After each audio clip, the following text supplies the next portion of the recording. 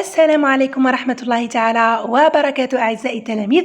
إن شاء الله كامل تكونوا بخير وفي صحة جيدة. إذا كما وعدتكم أعزائي التلاميذ في الصباح يعني صباح اليوم، وخليت لكم منشور في المنتدى وقلت لكم راح ندير لكم مواضيع يعني رائعة، منها مواضيع محتملة في امتحان شهادة التعليم المتوسط، وكذلك منها مراجعة للفصل الأول والثاني. كما تشوفوا هنا سوجي دو ريفيزيون، يعني موضوع نتاع مراجعة، منه نص أسئلة وضعية إدماجية، وكذلك الموضوع هو محتمل في الشهادة، وكذلك الأسئلة نتاع مراجعة للفصل الأول والفصل الثاني. كما قلت لكم راح نضربوا إن شاء الله عصفورين بحجر، منها نراجعوا ومنها كذلك نحلوا مواضيع محتملة. إذا أعزائي التلاميذ، بعد ما نقوم بقراءة كامل هذه المواضيع والشرح نتاعها وكذلك الحل نتاعها، أعزائي التلاميذ راح نخلي لكم فيديو كذلك في القناة نوري لكم فيه كيفاش تدخلوا لهذا الموقع، كيفاش يعني توصلوا لهذه المواضيع وتقدروا تستخرجوها وتحملوها في الجهاز نتاعكم وتستفادوا منها وقت اللي تحبوا. كذلك أعزائي التلاميذ ما تنسوش تدعمونا بالإعجاب بالفيديو، هكذا تحفزونا أكثر، وما تنسوش كذلك تتشاركوا هذا الفيديو مع زملائكم حتى يعني تعم الفائدة، وكذلك نوصلوا القناة إن شاء الله ل50,000 مشترك. لما لا؟ إن شاء الله ما تبخلونيش بهذا الأمر، لأنه راني جبت لكم مواضيع يعني رائعة ومواضيع حصرية. المواضيع هادو ماشي من تقديمي، المواضيع هادو من تقديم الأستاذة صافية. كما تشوفوا الاسم نتاعها في الموضوع، الأستاذة صافية هي أستاذة تعليم متوسط، راهي خلت كامل هذه المواضيع مع الحل في قناة أو في موقع، في موقع راح نوري لكم بعدها في فيديو كيفاش تدخلوا للموقع وكذلك تستخرجوا هذه المواضيع. أنا فقط المهمة نتاعي الآن هي أني نشرح لكم، ندير لكم قراءة للنص، شرح مبسط كذلك للأسئلة وكيفية الإجابة، وكذلك شرح الوضعية الإدماجية. والآن أعزائي التلاميذ راح نقوم بقراءة النص، نديروا له شرح مبسط وبعدها نمروا للأسئلة إن شاء الله. L'Algérie, pays précurseur du vivre ensemble dans la paix.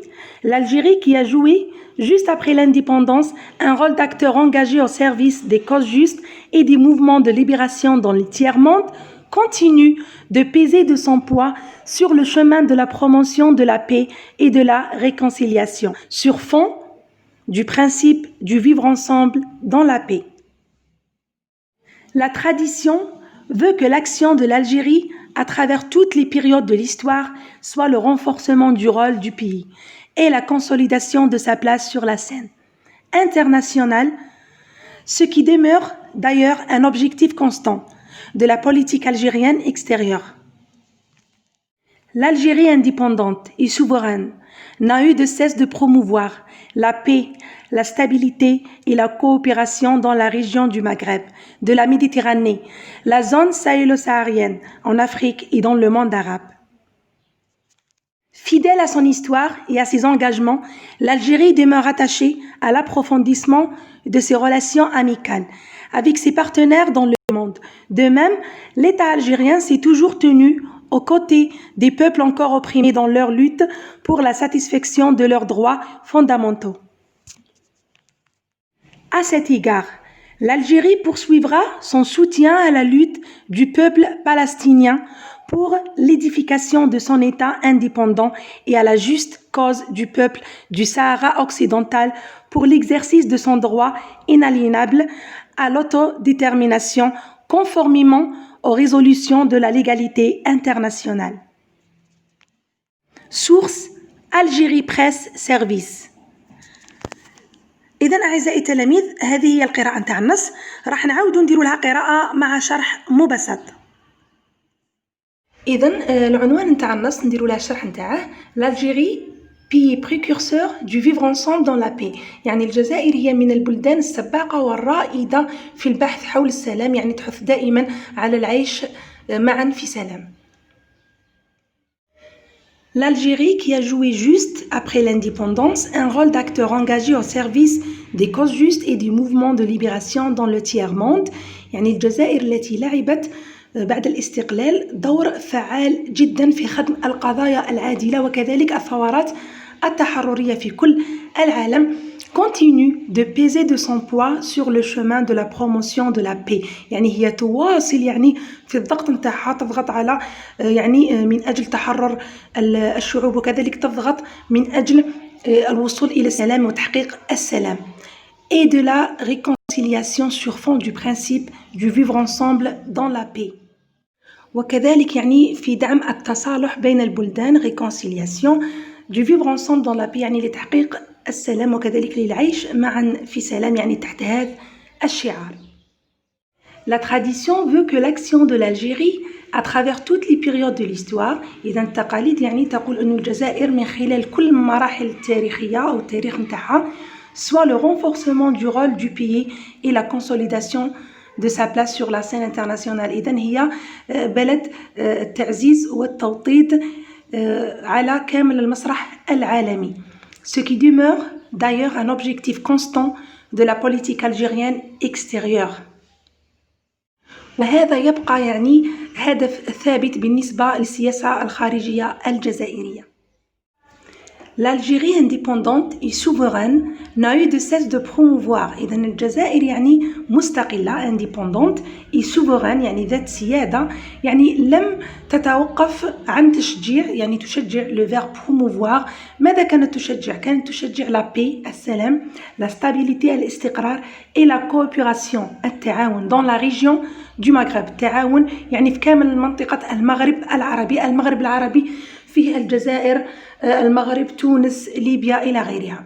de la Méditerranée البحر الأبيض المتوسط la zone sahélo-saharienne en Afrique et dans le monde arabe يعني وفي إفريقيا وفي كل العالم كانت دائما الجزائر يعني لم تتوقف عن التشجيع من أجل السلام والاستقرار والتعاون. fidèle à son histoire et à ses engagements يعني الجزائر كانت وفية للتاريخ نتاعها وكذلك لالتزاماتها. L'Algérie demeure attachée à l'approfondissement de ses relations amicales يعني كانت الجزائر دائما تعزز وتقوي وتعمق علاقاتها يعني أو العلاقات الصديقة مع كل الدول avec ses partenaires مع شركائها dans le monde في كل العالم. De même وكذلك l'État algérien الحكومة الجزائرية s'est toujours tenue aux côtés du peuple des peuples encore opprimés dans leur lutte يعني كانت دائما تساند ودائما تقف في جنب الشعوب اللي ما زالت يعني تحارب من أجل يعني أنها تتحصل على الحقوق نتاعها pour la satisfaction de leurs droits fondamentaux يعني كانت يعني دائما الجزائر تساند الدول اللي تكون ما زالت تحارب من أجل الاستقلال ومن أجل الحصول على الحقوق نتاعها يعني fondamentaux معناتها الأساسية حقوقها الأساسية. À cet égard, l'Algérie poursuivra son soutien à la lutte du peuple palestinien. الجزائر ما زالت يعني مستمرة في دعمها للقضية الفلسطينية أو لمحاربة الشعب الفلسطيني يعني دائما تدعم الحرب نتاع الشعب الفلسطيني ضد المستعمر. pour l'édification de son état indépendant يعني من أجل الحصول كذلك على الاستقلال نتاعه et à la juste cause du peuple du Sahara occidental وكذلك تدعم قضية الصحراء الغربية pour l'exercice de son droit inaliénable à l'autodétermination conformément aux résolutions de la légalité internationale كذلك من أجل الحصول على المساواة العالمية يعني المساواة بين كل الشعوب. إذن هذا هو الشرح نتاع النص نتاعنا يتحدث على دعم الجزائر للقضايا العادلة وكذلك للثورات التحررية. كما تشوفوا هنا عندنا لتحت على سورس وكنت دائما نقول لكم انه لا سورس توجدوها يعني في اخر النص. سورس كما تشوفوا دو بوين الجيري بريس سيرفيس. لو كان يطلب منك سؤال يقول لك relève du texte la source اذا ou bien relève la source du texte اذا تستخرج هذه الجملة الجيري بريس سيرفيس. كذلك قلت لكم مرات توجدوا شرح الكلمات الصعبة عندكم هنا مو ديفيسيل يعني راح تلقاوه دائما سواء في اللغة الإنجليزية أو الفرنسية أو كذلك اللغة العربية دائما في الموضوع في الآخر تلقاو كلمة أو اثنين يديروا لكم الشرح نتاعها إذا كان الفهم نتاعها صعيب. هنا عندنا بروموفوار معناتها انكوراجي معناتها تشجع. والآن أعزائي التلاميذ نمروا للأسئلة نتاع النص. نبداو بلا بروميير بارتي اللي هي لا كومبريهنسيون دو ليكري سور 13 بوين. دائما تكون يعني لا بروميير بارتي على 13 نقطة. Lis le texte attentivement puis répondre aux questions. شوفوا هنا واش يطلب منكم أعزائي التلاميذ، قراءة النص بتعمق، يعني لازم نقرأ النص للمرة الأولى الثانية الثالثة، حتى ولو ما رانيش فاهم، ما رانيش نفهم بعض الكلمات، ولكن لما نقرأ ونكرر القراءة نبقى بالعقل ندي شيفري في الكلمات ونبقى نفهم بالعقل، حتى ولو كان نفهم جملة أو جملتين. المهم أني نفهم جملة أو جملتين، وبالتالي يعني تكون الإجابة أو تكون الأسئلة ما تكونش صعبة عليا بزاف. ونروحوا لا بروميير كيستيون اللي قلت لكم دائما انتظروها في الشهادة. كالي لو تيم دو سو تكست. أعزائي التلاميذ، هذا السؤال مرات يعطيكم يعني السؤال مباشر ويقول لك أوجد من النص، يعني أنت تشوف لو تيتر، تشوف من العنوان تقدر تستخرج الموضوع، ولا ما كانش عنوان تقدر تستخرجه من النص. ولكن مرات يعطيكم اختيارات، يعني تختاروا. هذه الاختيارات مرات تكون عبارة على جمل كما تشوفوا هنا: l'Algérie libre, l'Algérie engagée pour vivre ensemble en paix, l'histoire de l'Algérie. حنا نشوفوا الجملة اللي راهي أقرب لواش قرينا. حنا في النص لما قرينا تحدثنا على الجزائر اللي تبحث على السلام، يعني واللي تدعم القضايا، اللي تبحث على العدالة يعني بين الدول إلى غيرها. دونك عندنا l'Algérie libre، الجزائر حرة. 2 l'Algérie engagée pour vivre ensemble en paix، يعني الجزائر يعني اللي تدخل من أجل الوصول إلى العيش بسلام ومن أجل تحقيق العيش بسلام. سي عندنا l'histoire de l'Algérie، يعني تاريخ الجزائر. بالنسبة لكم يعني وين هي الإجابة القريبة للنص؟ أعزائي التلاميذ، الإجابة القريبة للنص هي la réponse B، l'Algérie engagée pour vivre ensemble en paix. ولو كان نشوفوا يعني لا بروميير بارتي هنايا، لو كان نشوفوا هنا لا بروميير بارتي نلقاو يعني نفس العبارات تتكرر هنايا في النص. نروحوا أعزائي التلاميذ لا كيستيون نيميرو 2: quel rôle a joué l'Algérie après l'indépendance؟ ما هو الدور اللي لعبته الجزائر بعد الاستقلال؟ كاين الكثير من التلاميذ، هذا سؤال نتاع فهم، كاين الكثير من التلاميذ ما يجاوبوش على هذه الأسئلة، يقول لك أنا ما فهمتش النص. ولكن لو نقراو مليح السؤال، علاش يقول لك فهم السؤال نصف الجواب؟ لو نقراو مليح السؤال نلقاو أنه كاين عبارات راهم في السؤال نفسها راهي في النص. نروح نعاود نرجع للنص ونقرأ دائما مع البداية: l'Algérie qui a joué، فوالا لقيت a joué، نبحث على التكملة. juste après l'indépendance، بعد الاستقلال. un rôle نتاع un rôle، دور نتاع ماذا؟ d'acteurs engagés au service des causes justes et du mouvement de libération dans le tiers-monde. إذن هذه هي الإجابة، هذه هي الإجابة. l'Algérie a joué، والإجابة تاعي لازم تكون نموذجية أعزائي التلاميذ.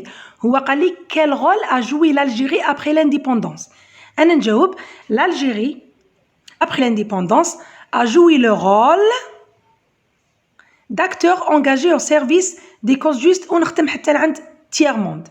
يعني هذه هي الإجابة. وكما قلت لكم أعزائي التلاميذ، بعض أسئلة الفهم يعني نلقاو النصف نتاع السؤال نلقاوه في النص، وهو اللي راح يجيب لنا الجواب. لهذا نقول لكم قراو مليح النص وفهموا مليح الأسئلة أعزائي التلاميذ. والآن أعزائي التلاميذ نمروا لا كيستيون نيميرو 3: répond par vrai ou faux، أجب بصح أو خطأ. نضمن لكم أعزائي التلاميذ، نضمن لكم أنه التلاميذ اللي يقراوا النص للمرة الثانية والمرة الثالثة راح يقدروا يجاوبوا على هذا السؤال. هذا السؤال ممكن يكون عليه نقطتين، ممكن يكون عليه نقطة واحدة. حتى ولو كانت عليه نقطة واحدة ما تنسوش أنه هذه النقطة راح تضرب في 3، لأنه معامل اللغة الفرنسية هو 3، وبالتالي هذه 3 نقاط راح تساعدك كثيرا عزيزي التلميذ أو عزيزتي التلميذة. لهذا نوصيكم أنكم تقرأوا مليح النص وتجاوبوا على هذه الأسئلة نتاع فري أو فو، صح أو خطأ، يعني بتأني.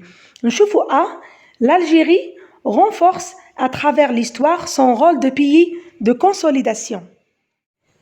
إذن هنا قال لك أن الجزائر يعني تعزز من خلال التاريخ نتاعها دورها في الدعم ودورها في التوطيد وفي يعني دعم القضايا إلى غيرها. إذن هنا سي فغي من الشرح نتاع النص اللي قمنا به نفهموا أن الجزائر يعني تعزز وتدعم كل القضايا العادلة، وكذلك من خلال التاريخ نتاعها، لأنه كما تعرفوا الجزائر كانت بلد مستعمر، يعني هي عاشت الاستعمار، وبالتالي ما تحبش تشوف بلد آخر مستعمر وتبقى يعني واقفة دون المساعدة.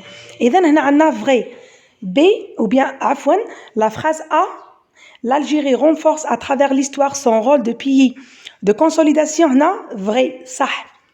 B نروحوا la phrase B. l'Algérie encourage à la paix dans le monde arabe. قال لك الجزائر تشجع السلام في البلد أو في العالم العربي. هنا c'est vrai لأنه لو نروحوا للنص نشوفوا احنا قلنا الجزائر promouvoir. قلت لكم promouvoir هي encourager تشجع. promouvoir la paix dans le Maghreb, la Méditerranée, l'Afrique, le monde arabe. إذن هنا إجابة صحيحة. المهم أنه راهي تدعم يعني السلام في البلدان العربية أو في العالم العربي. دونك هنا la phrase B عندنا vrai صح. l'Algérie ne s'est pas tenue aux côtés des pays opprimés. قال لك الجزائر هي لا تقف إلى جانب ولا تساعد الدول المستعمرة والمتضررة من الاستعمار واللي تحارب يعني من أجل الاستقلال. هنا سي فو.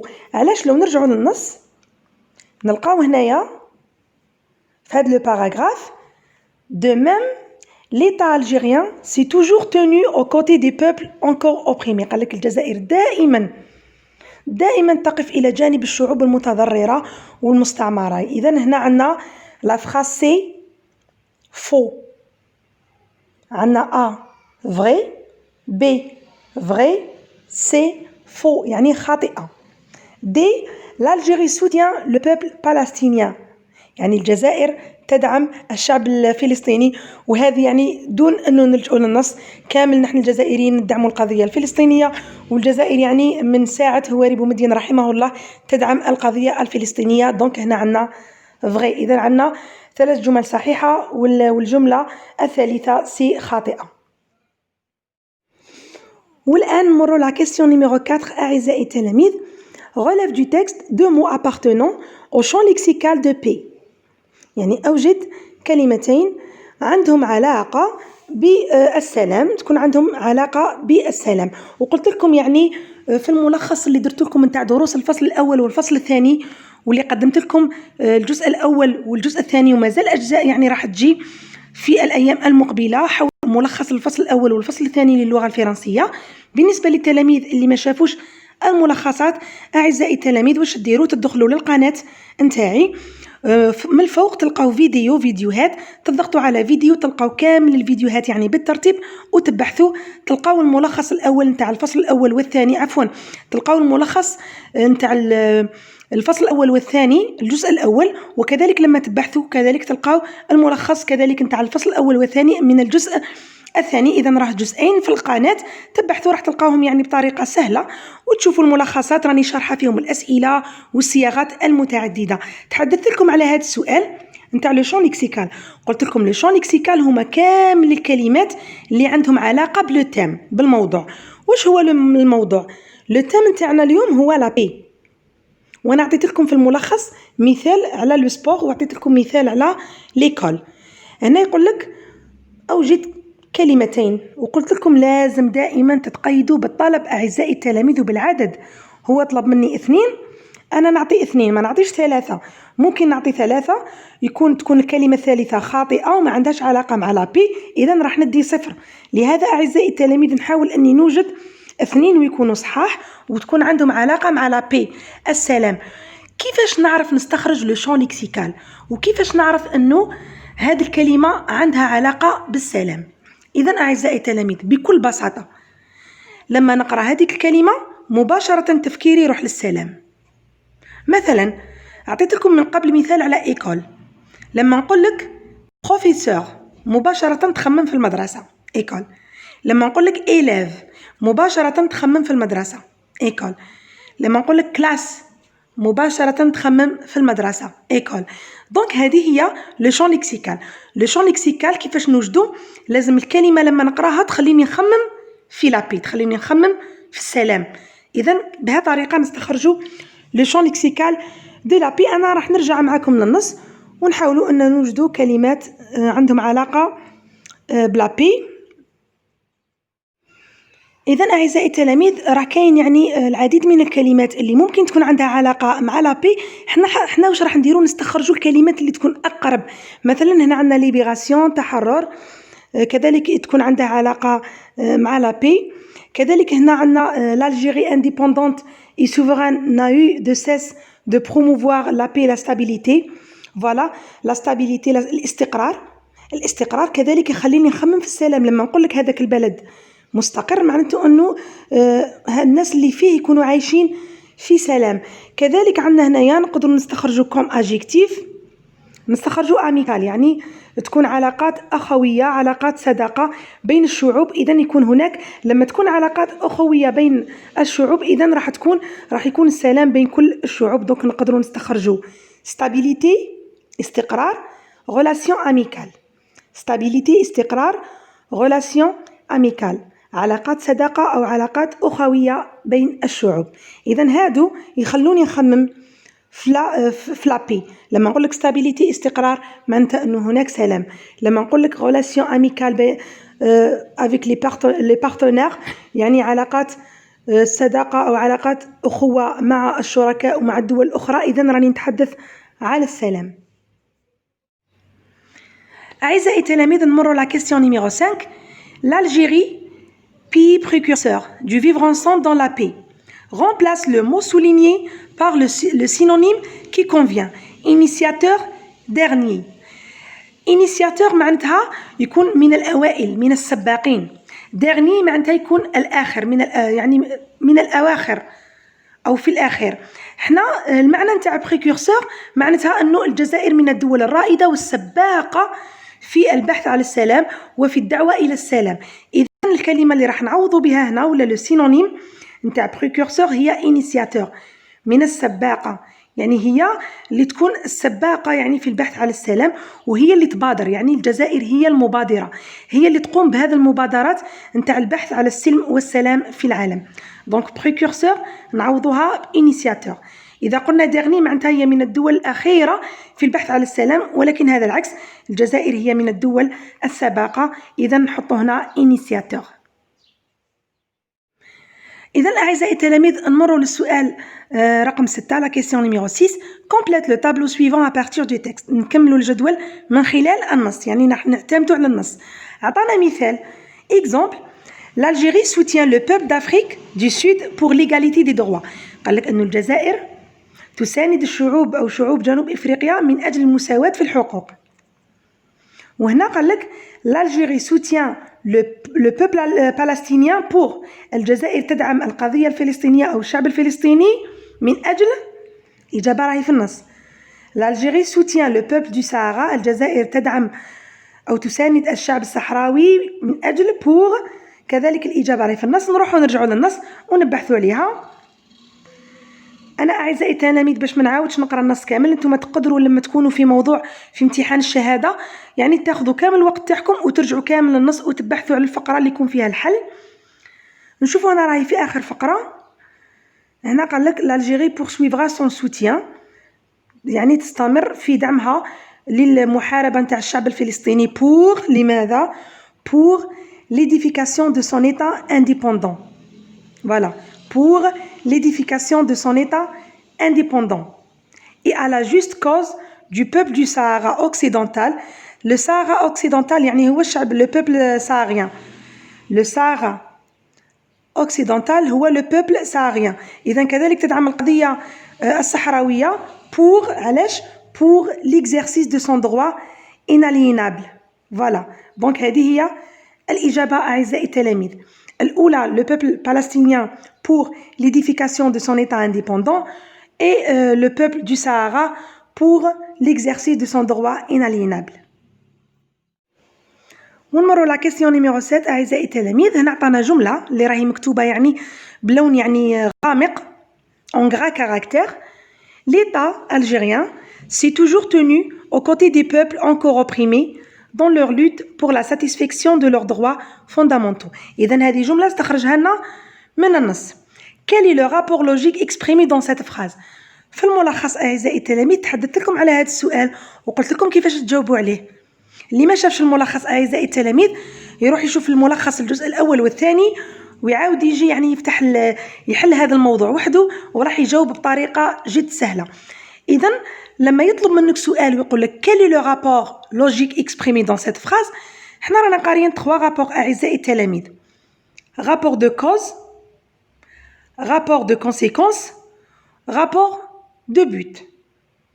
وكذلك نقدروا نضيفوا لا كونديسيون. قرينا الشرط لا كونديسيون لما تكون أداة شرط في الجملة.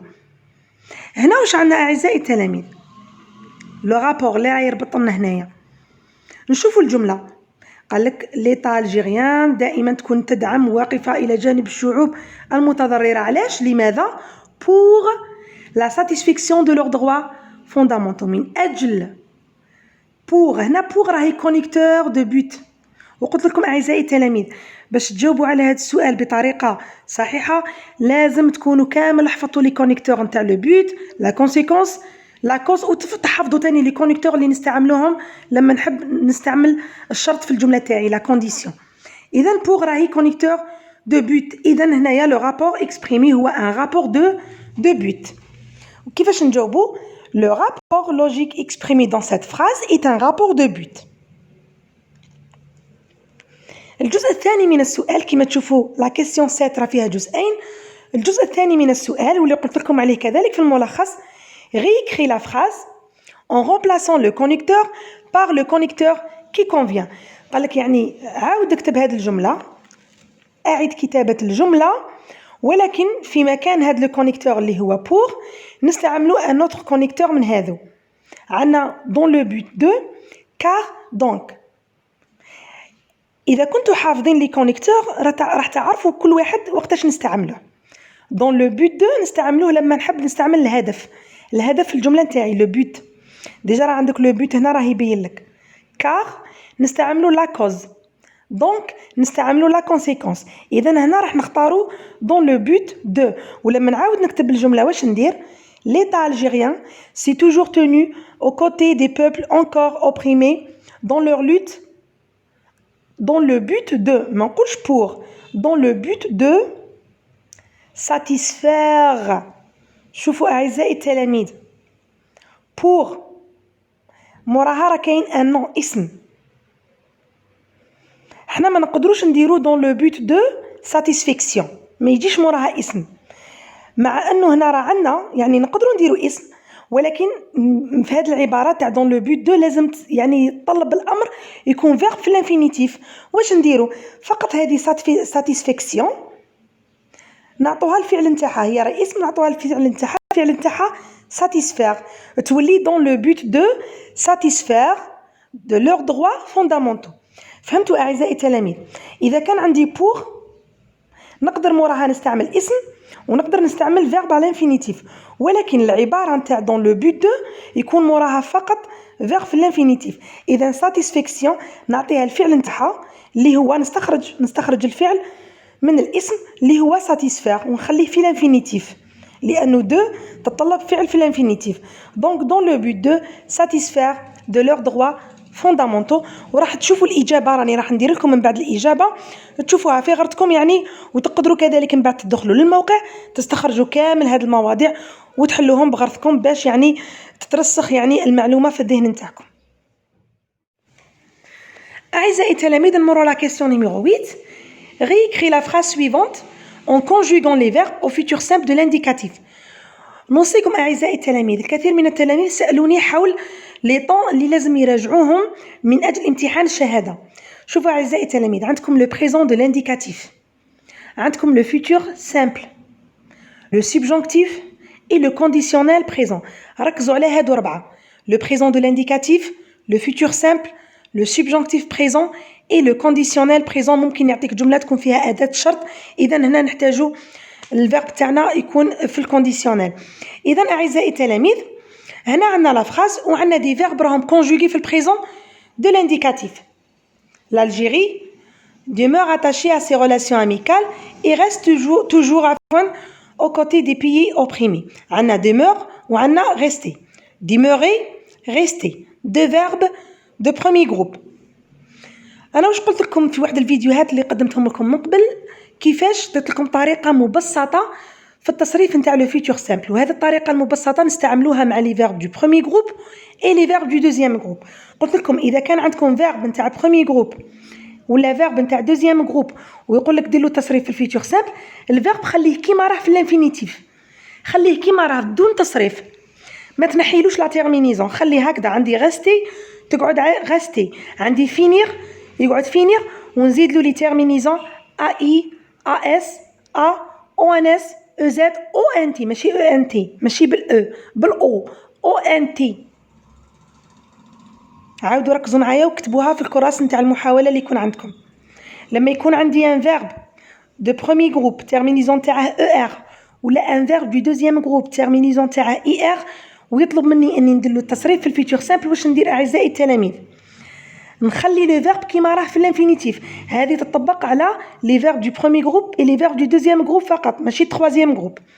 نخلي هادو لي فيرب كيما راهم في الانفينيتيف، ونزيد لهم لي تيرمينيزون ا اي ا اس ا او ان اس او زد او ان تي، على حساب لو برونون. مع جو نزيد ا اي، مع تو ا اس، il ال ا، كيما هكا. هنا واش راح نديرو اعزائي التلاميذ؟ هادو لي فيرب راح نرجعوهم للانفينيتيف. ديمور ترجع ديموري تيرمينيزون او ار، غاستي كذلك ترجع غاستي تيرمينيزون او ار. عندي l'Algérie، l'Algérie بالنسبه ليا راهي ال، ولا نقولوا ان بي، ان بي بالنسبه ليا راهو إل. وحنا عندنا التصريف نتاع إل وبيان ال يعني لا ميم شوز، يعني عندهم يدو نفس تيرمينيزون. اذا واش ندير؟ نخلي الفيرب في الانفينيتيف ونزيد له تيرمينيزون ا. هنا تصبح l'Algérie demeurera، باسكو عندي demeurer او ار وزدنا لها ا، دونك demeurera et restera. لو فيرب في الانفينيتيف ريستي او ار ونزيدو لها ا تصبح restera. راح تروحوا من بعد تشوفوا الحل وتشوفوا الاجابه اعزائي التلاميذ. من بعد عندنا لا برودكسيون اكريت. انا قبل ما نروحوا لا برودكسيون اكريت نقراوها ونديروا الحل نتاعها، نروحوا نشوفوا الاجابه. فوالا اجابه هنا كما تشوفوا ا. هنا كذلك الاجابه نيميرو 2، répond par vrai ou faux, deux mots de la même famille, le synonyme. فوالا هنا رابور دو بوت، شوفوا كيفاش عوضناه. فوالا هنا عندي اسم pour la satisfaction كيما قلت لكم، pour la satisfaction. علاش pour؟ يقدر يجي موراها اسم ويقدر يجي موراها فيرب في الانفينيتيف، لكن دون لو بوت دو ما يقدرش يجي موراها اسم، يجي موراها فقط ان فيرب على الانفينيتيف. لهذا رجعنا satisfaire، عطيناها الفعل، اصبحت دون لو بوت دو satisfaire. صايي تري بيان. هنا نروحوا نوريكم الطريقه نتاع التصريف. شوفوا ديموري لو نحي الأ يصبح الفيرب ديموري في الانفينيتيف وزدنا لها أ ديمورera. غاستي لو نحي الأ يصبح الفيرب في الانفينيتيف زدنا لها أ غاستera، أصبح لا كونجوغيزون تاعه في الفيتور سامبل ولا كونجوغيزون صحيحة. إذا أعزائي التلاميذ بهذه الطريقة تصرفوا الأفعال نتاع برومي جروب دوزيام جروب أو فيتور سامبل. هنا أعزائي التلاميذ راح نمروا لا برودكسيون إكريت، الجزء الثاني من الموضوع. هنا فقط الأستاذة اللي قامت بالموضوع يعني فقط أخطأت خطأ كتابي. هنا لا برودكسيون عندكم سور 7 بوين، 7 نقاط. تري بيان. نقراو لا سيتوياسيون ونروحوا نشوفوا المطلوب منا. هنا قال لك l'Assemblée générale des Nations Unies a adopté une résolution proclamant le 16 mai journée internationale du vivre ensemble en paix. يعني المنظمة العالمية نتاع منظمة الأمم المتحدة إذا دارت لو جور نتاع لو 16 ماي جورني انترناسيونال، يوم عالمي يعني للعيش معا بسلام. Cette journée sera un moyen de mobiliser régulièrement les efforts de la communauté internationale en faveur de la paix et de la tolérance. يعني هذه المبادرة وهذا اليوم يعني راح يدعم السلام والتعاون والتضامن، لا سوليداريتي، التضامن يعني بين الشعوب، وكذلك يبني يعني عالم يرتاح في سلام وفي تضامن. تري بيان. إذن هذا هو لا سيتوياسيون. المطلوب منا واش هو؟ حنا نركزوا على المطلوب. rédige un court texte argumentatif، يعني دير نص argumentatif de 10 à 12 lignes dans lequel tu expliqueras l'importance de vivre ensemble en paix. الحاجة الأولى أعزائي التلاميذ واش راح نديرو ان تكست argumentatif.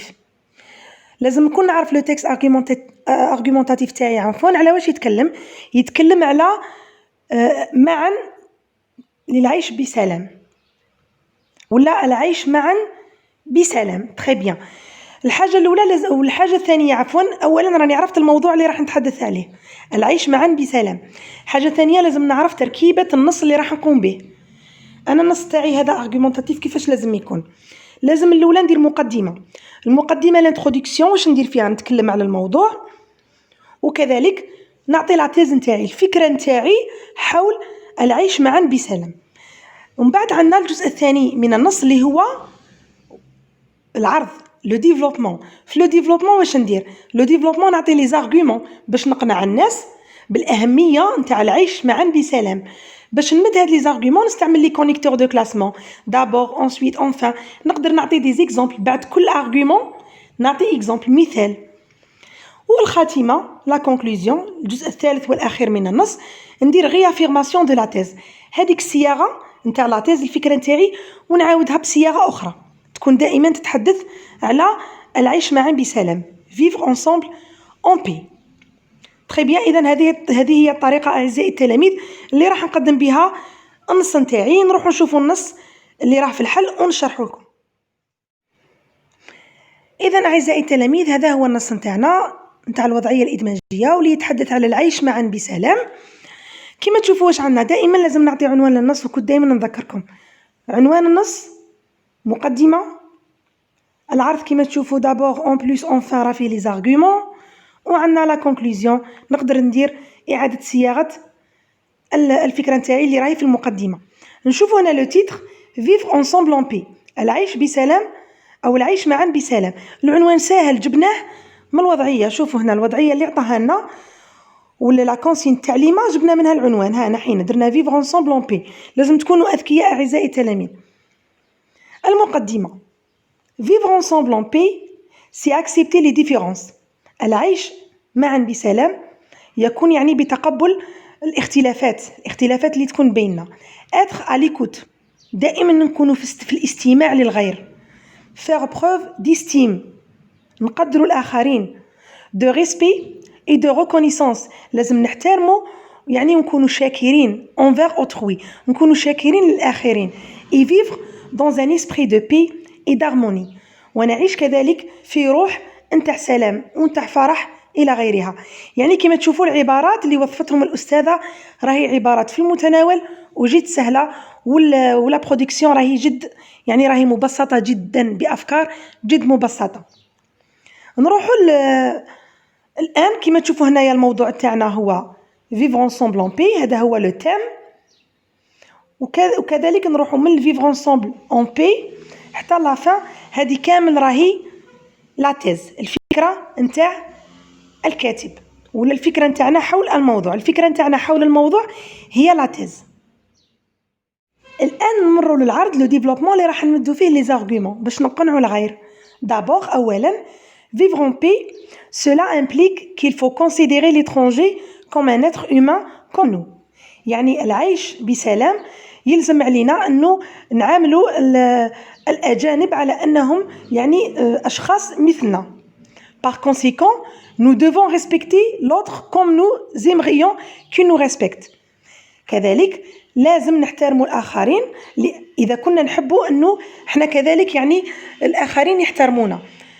لازم نحترم الغير باش الغير يحترمني. هذا هو المعنى نتاع الجملة. De plus، إضافة إلى ذلك، pour vivre en paix, il est important de respecter les droits des personnes vulnérables comme les enfants. باش نعيش في سلام لازم نحترم حقوق الآخرين والأشخاص مثل الأطفال. les handicapés، نحترم الأشخاص اللي يكونوا حقوق الأشخاص اللي يكونوا معاقين. les personnes âgées، الأشخاص اللي يكونوا يعني كبار السن. les démunis. il faut donc être bienveillant et respectueux. لازم نكونوا دائما مرحب بنا ومحترمين. enfin، هنا enfin ماشي خاتمة، enfin باش يختم البراهين، باش يختم الحجج، راح يختم les arguments. vivre ensemble en paix c'est aussi investir dans le développement durable à travers une économie solidaire et écologique qui prend en compte les besoins des êtres humains et de la nature. كذلك يعني العيش بسلام هو استثمار وهو تطور للاقتصاد إلى غيرها يعني، وراح يخلينا يعني تطور، راح يخلي يعني أو يدعم الحقوق، ماشي الحقوق، لي بوزوان. كيفاش نقولوا لي بوزوان؟ هما مستلزمات نتاع الإنسان ونتاع الطبيعة، راح يحافظ عليهم بهذا العيش في سلام. لي بوزوان هما المستلزمات، الحقوق هما لي دغوا. لي بوزوان هما المستلزمات نتاع الإنسان ولا الأشخاص. هنا نروحوا لا كونكلوزيون. اون كونكلوزيون، هاد العبارة نستعملوها باش نعطو خاتمة. دائما بعد هاد العبارة يكون عندنا فيرغول، ما تنساوش الفيرغول، هنا ما كانش فيرغول، دائما بعد لي كونيكتور يكون فيرغول.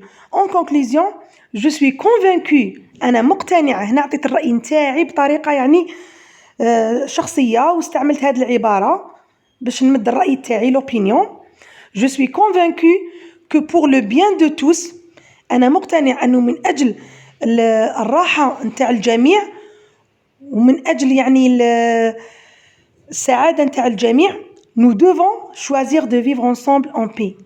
لازم نختاروا انه نعيشوا معا في سلام. اذا هذه هي الوضعية اللي يعني قدمتها لكم الأستاذة، وكذلك الموضوع. أنا شفت الموضوع يعني عجبني بزاف، ومازال 4 مواضيع يعني من تقديم نفس الأستاذة صافية، هي أستاذة تعليم متوسط. وراح نخلي لكم كذلك الموقع اللي استخرجت منه هذه المواضيع، ونوري لكم كيفية استخراجها أعزائي التلاميذ وتحميلها في الأجهزة نتاعكم. نتمنى أن الشرح تاعي فاتكم ولو بالقليل. انتظروني في المواضيع المقبلة مع الشرح، وكذلك انتظروا تكملة أو الأجزاء نتاع الملخص نتاع الفصل الأول والثاني للغة الفرنسية. أعزائي التلاميذ، ما تنساوش تدعموا القناة، ما تنساوش تدعمونا في الحملة نتاعنا نتاع توصيل القناة ل50,000 مشترك. شاركوا هذا الفيديو مع زملائكم على وسائل التواصل الاجتماعي. نتمنى التوفيق للجميع، والسلام عليكم ورحمة الله تعالى وبركاته.